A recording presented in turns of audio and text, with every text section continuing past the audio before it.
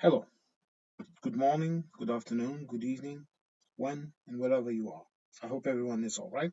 Let me just remove my glasses. I don't need them. Ah, sorry, bit tired. Now, once more, another video about Brexit. Not going to make it a long one. Okay, I'm just going to talk about a couple of aspects that I think people perhaps should remember. Okay, let me just pop up my ideas here.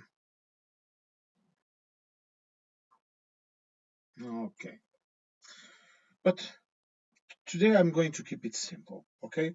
I'm going to make a longer video about it so that I then can ask our little Brexit trolls to answer me and to tell me how is that advantages to the United Kingdom. First of all, I'm going to start with a very simple question. How is it advantages for the United Kingdom to allow their farmers to put chemicals in their oats that are not suitable for consumption in the European Union? And when I say European Union, I'm talking about all the countries in the EU, okay? France, Germany, Portugal, Spain, whatever. You understand what I'm trying to tell you, okay? How is that advantageous to the good old uh, British oats? This is just a simple question, okay? It's not a question about sovereignty. It's just you telling me how is this advantageous to your oat producers that now cannot sell your oats into Europe, where oats, especially in winter, in almost all countries, it's usually eaten at breakfast. I eat them. I like some good oats, some oat porridge or something like that in the morning. It's nice with a good cup of coffee during winter time, especially. I like it, but not just me. A lot of people. I would not say we are uh, a oat consuming country, but we eat them. Okay, also in France, Germany, all Northern Europe, it's very normal. Okay, even as a quick dinner. Okay, when you don't want to eat something at night, you don't feel like eating something, you eat a soup or you have a nice oat porridge or something like that. But all this talk to tell you that British producers, of course, they were selling a lot of their oats into Europe, and now they can't, all because your government allows you to put divergent chemicals. Or meaning, I'm sorry, he allows you to put chemicals in your oats, in the production of your oats, and in your farming in general, that deem your produce, sorry, unfit to be sold here. And when we say this, that is unfit for consumption here, I would dare to say it's also unsuitable for you in the United Kingdom to eat them. Because when something is regulated here, it can be regulated by two reasons: economic reasons, okay, or health reasons. I'm talking about food. Economic reasons. For example, in order to protect a determined market in a determined EU country, so that country is not flooded with the produce from another EU country. Okay, countries negotiate amongst themselves.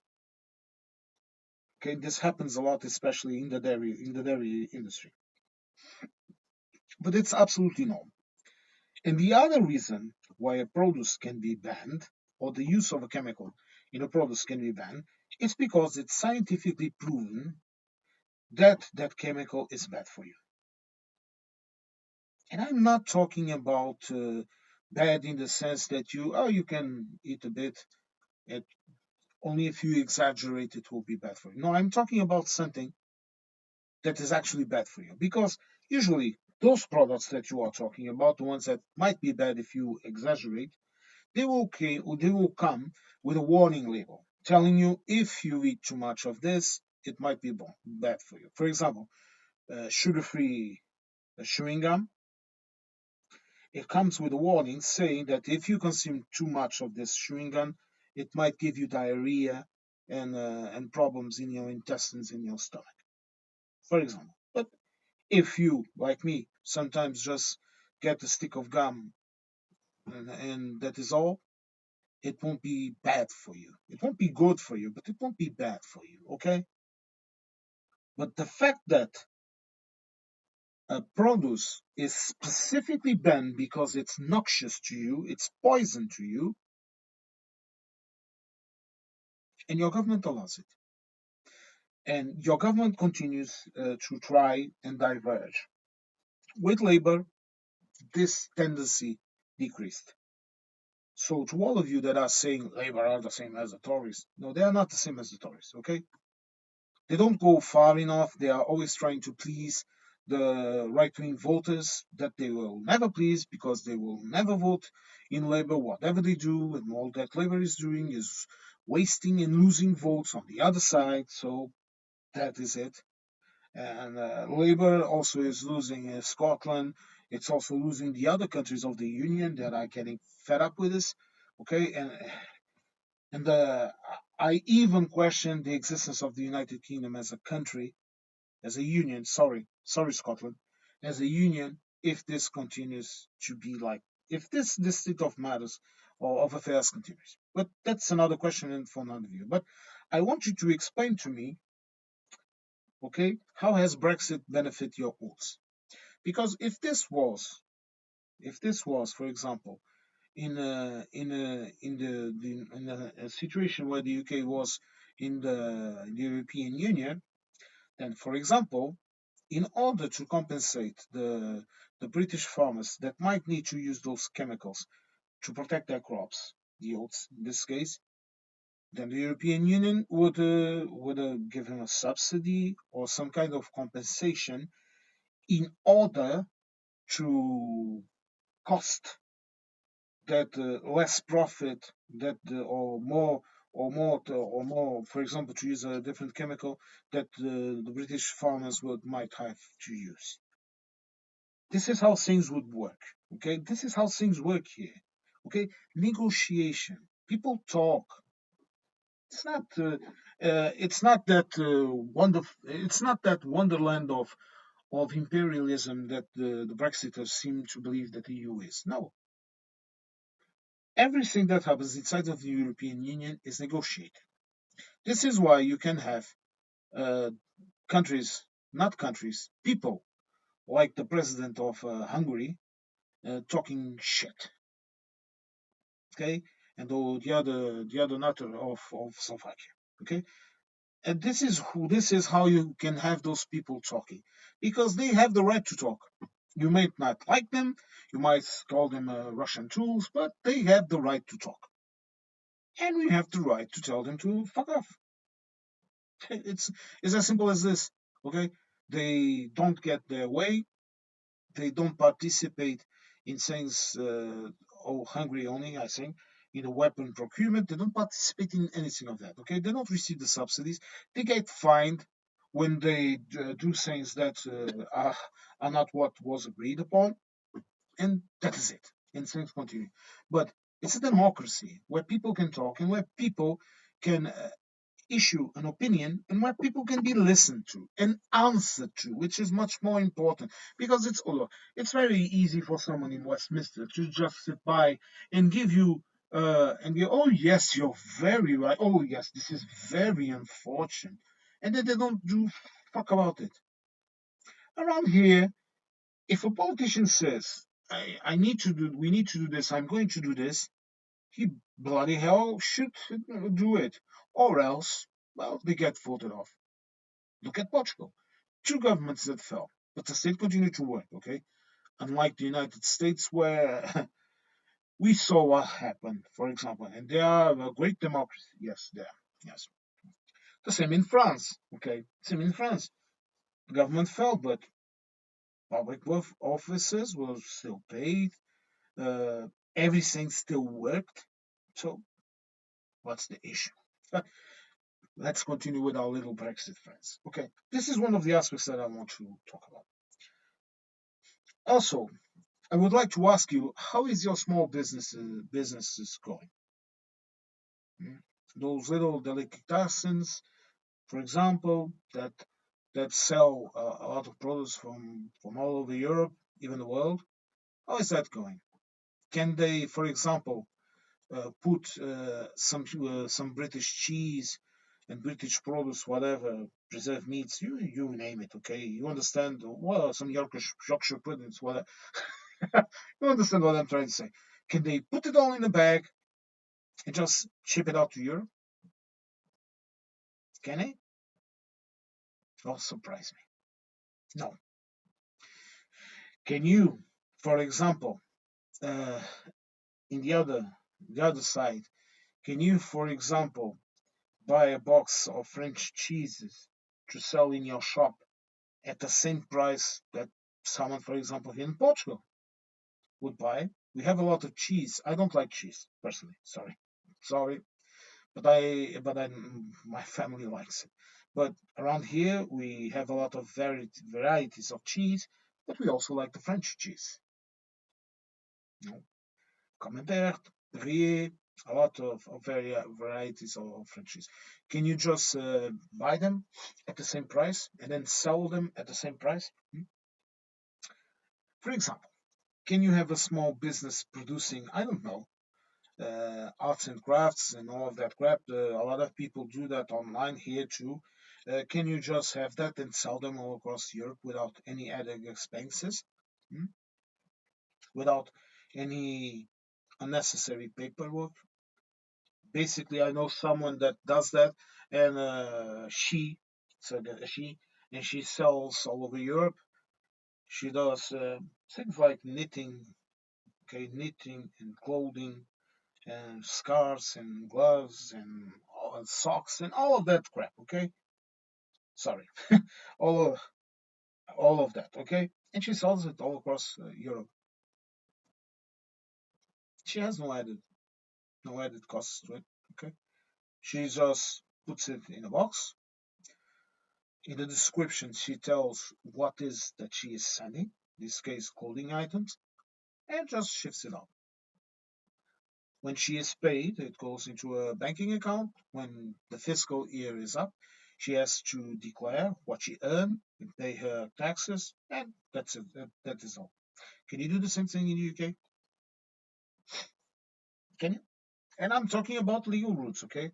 I'm not talking about people that might be, I don't know, smuggling things, which a British friend also told me that is happening more and more. Okay, more and more smuggling is happening, which is interesting. So at least you will have a flourishing black market while the high street dies. And then the Brexiters will come into my chat and say, we have a better GDP than this and that.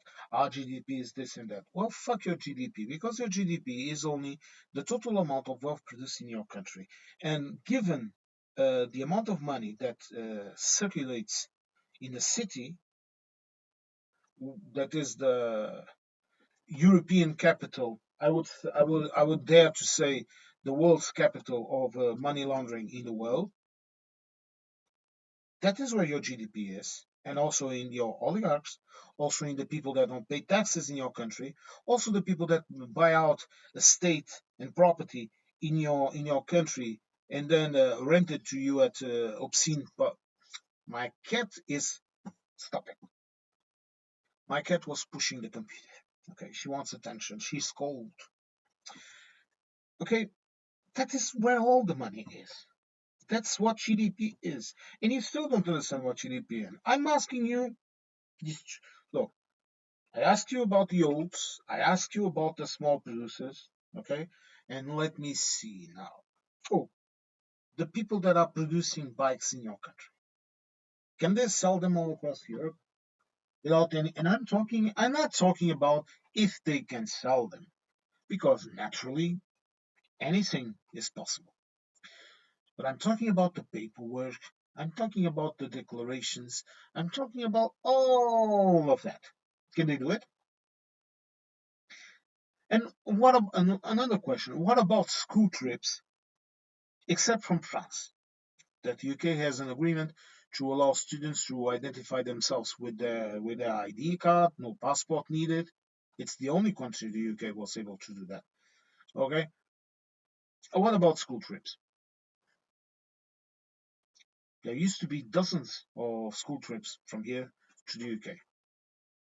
Also, companies used to send, for example, in companies that work abroad, they used to send their workers to do the courses and for formation, okay, specialization into the UK, so that their English proficiency would be better. For example, they used to send a lot of people there to learn in local in British English schools.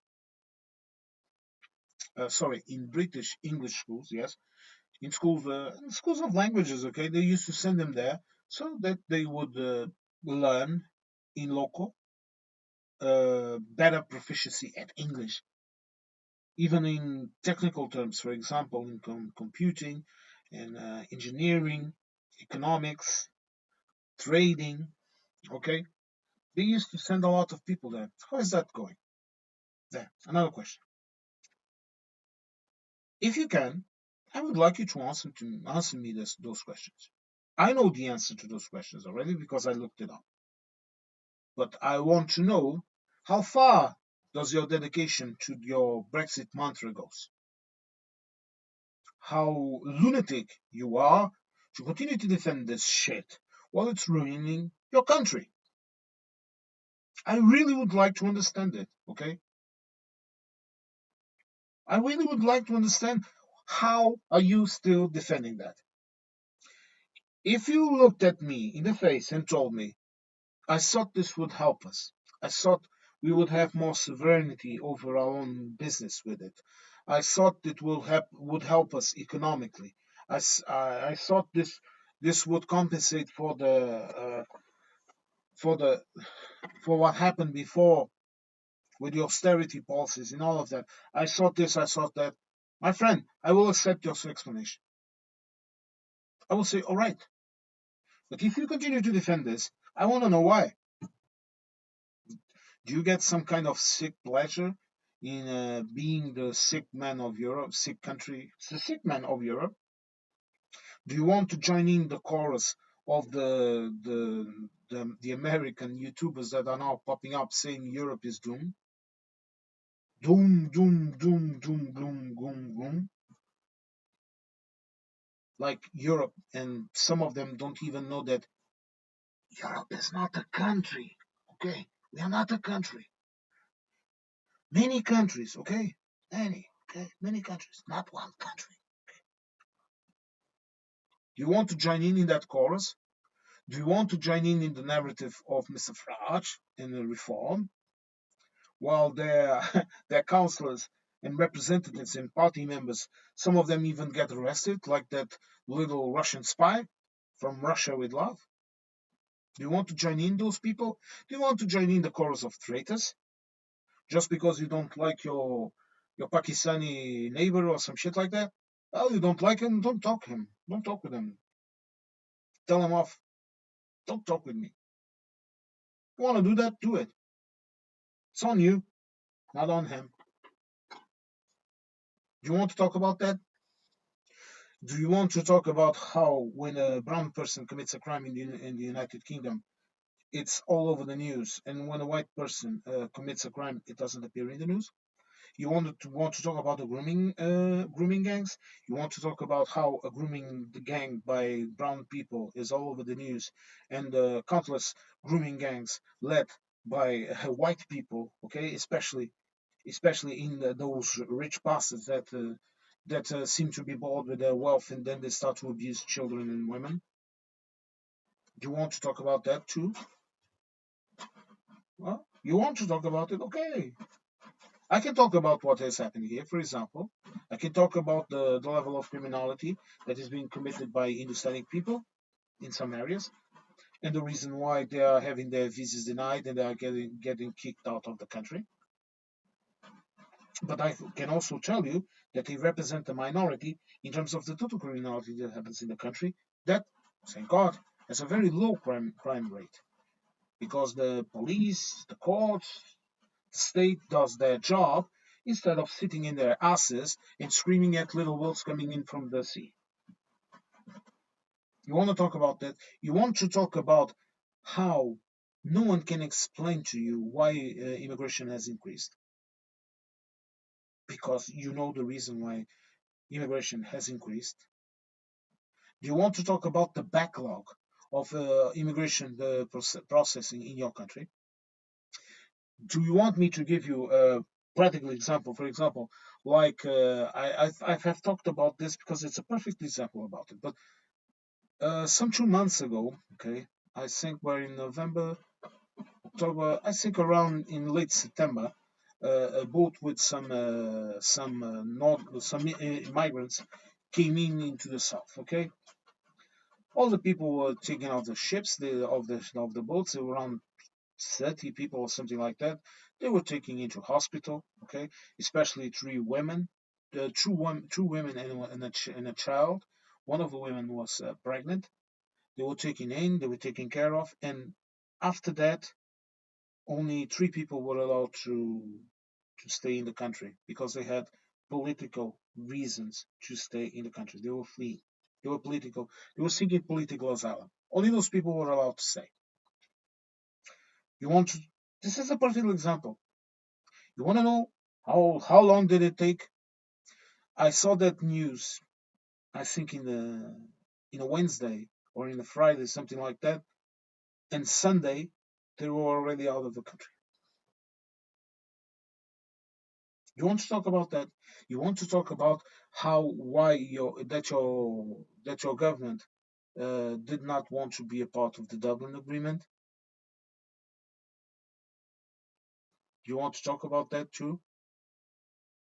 Do you want to talk about countries closing their borders like Ireland needs to do sometimes closing off borders or monitoring borders because people are even fleeing from your country? You are hemorrhaging people, immigrants and immigrants from your country into the neighboring countries and endangering your relationship with those countries. Do you want to talk about that? Do you want to talk about this? Do you want to talk about how a country like the United Kingdom is unable to process the migrants and the people that arrive in their countries? No one is telling you to keep all the people allow them all to stay in your country. Every country in Europe, including Denmark, that you seem to want to imitate, I don't know. I don't know how. I don't know why, and I don't even know how you can do that given the type of legislation that exists in Denmark and in the United Kingdom. And I'm not going to talk about the Danish immigration policy because I'm not Danish. Okay, I have some remote bloodline from that region, but I'm not Danish. Okay, I'm Portuguese.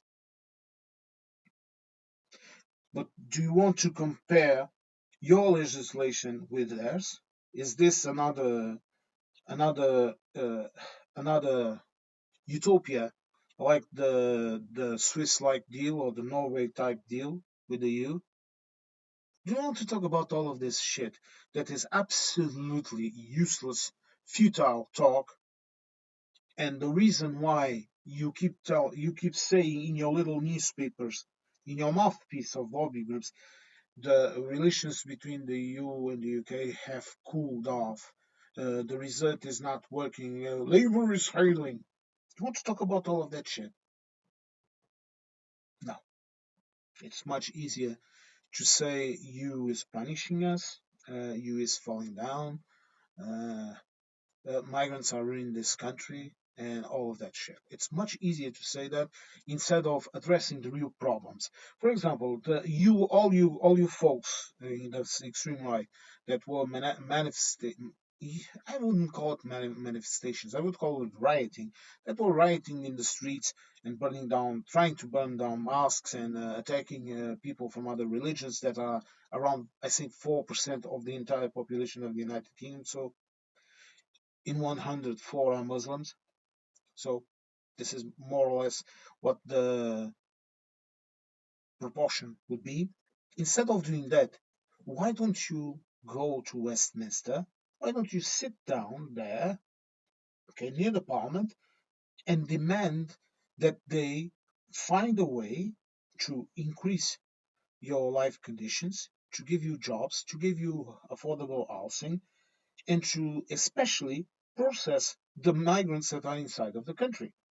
And those that you don't want to let stay in your country, or you can't let stay in your country, or there are criminals, or there are this, or there are that, you just deport them at your own costs because the EU is not going to pay for it. Okay, my friends, we are not here to subsidize the United Kingdom's uh, economy, and it doesn't matter that the migrants come from France. Okay, you have to understand this. It doesn't matter because we cannot constantly be jailing people that cross Europe to go into the United Kingdom. That is your problem to deal with. For example, you could pay the EU to intercept those boats and repatriate those people, but you would have to pay for it, and you would have to ask for it, and we would have to accept it. But I guess that's a little bit too complex for your little Brexiter minds.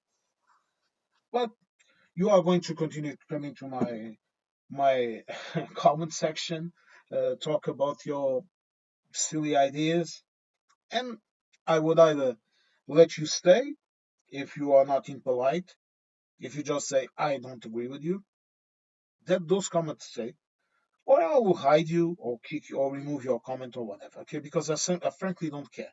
The only thing that I care about is those honest people that come into my comment sections and give me their opinion, that teach me a lot, because I also learn from listening to others, which is something you should learn. Okay, you should learn to listen. Okay, my father taught me that. My father taught me, and my mother too. Okay, listen, Antonio. My first name is Antonio. Listen, Antonio. Listen to listen to people. Okay? Listen to them. Listen before you speak. You have to understand where people come from. What is their opinion? Sometimes they might be acting aggressively because they are acting in deceit. People can act in error. Okay? People have emotional reactions to things that they should not have. Okay? If you are having emotional reactions to things that you should not have those reactions to, okay, the person that is listening to you has to take that into account in the way they are going to react to you. So if you are acting emotionally, okay, the person that is listening to you should stop and understand what is happening with you, and to listen is an essential part of that. But what I see in the United Kingdom, with the exception of a couple of people, some of them that are right here under the details in this video that I recommend you to go and watch. There are 3 channels here that I'm recommending you to go and watch. Hmm? With the exception of people like them that are actually talking about things, that are actually giving you news, that are actually explaining to you things in their different ways. You have Regan Lead, which is a much more methodic person that addresses several subjects, that talks about them, that shows you the news, that shows you the videos. Okay, you have All Shorts and Daily Blase that also show you the news and also show you some videos and all of that, but they have a different approach to each subject, but all of them act defending the truth, being honest, explaining things to people, showing people things. And that is something you Brexiters seem to fail to understand, okay? You only understand your emotions. Emotions are bad counselors. Brexit is a totally, utter disaster. It has crippled your economy like your like your government is telling you, and it's not Labour's fault exclusively. It's the Tories' fault. It's Farage's fault. Johnson, all of that happy troop, and Labour is also in fault because of their inaction. The first thing Labour should have done, instead of doing the European tour of countries, going to France, going to Germany, and then going down from there to other countries seeking supposed support, instead of doing that, what the first thing Labour should have done is this: a summit with the EU. Come to Brussels or host a meeting in London and say, we have these problems. How can we how can we how can we point by point, with the homework done, okay, not like the Brexit deal that the people like Lord Frost, okay, like the people that were discussing it and they had absolutely no clues about what it entailed. Okay, do your homework and then turn around to your people and say Brexit is a complete utter bullshit. It did not work. It cannot work. Tell that to the people. Tell them the bloody truth. And if some couple of red wall idiots start to score, betrayal, betrayal, Brexit betrayal, fuck them. Reform your media. Reform your political system. And get rid of reform. Get rid of those bullshitters. They are fooling you. They are dragging your country down, and they will burn it if it means that they will line their pockets with money. But who the hell am I? Johnny Foreigner, okay, sipping his water and talking out of his ass in somewhere in Europe with all that free healthcare, whatever. Okay, or perhaps dating some migrant or some shit like that. No. Well, no. Well, thank you all for listening to this little impromptu video about Brexit. I hope to catch you all in the next one. I will continue to make more videos about Brexit, talking about all of this, perhaps even showing some videos and some nice news clips so that you can understand what the fuck is happening. Sorry for the swearing.